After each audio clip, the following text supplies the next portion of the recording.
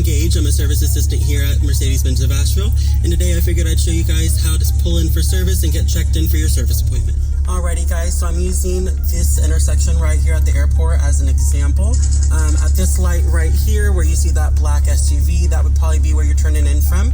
You can turn left and turn onto our access road, or you're welcome to make a U-turn, whichever is more convenient for you.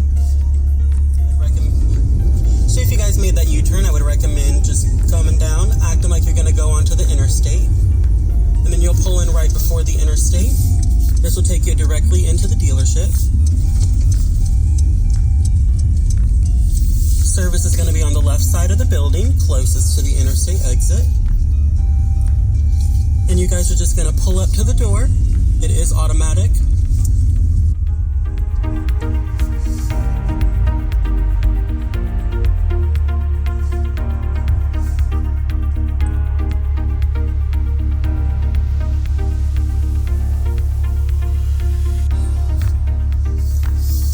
You'll go ahead and pull into the service drive, where you'll then be greeted by our friendly service porters who would be more than happy to get you checked in for service and get you connected with your service advisors.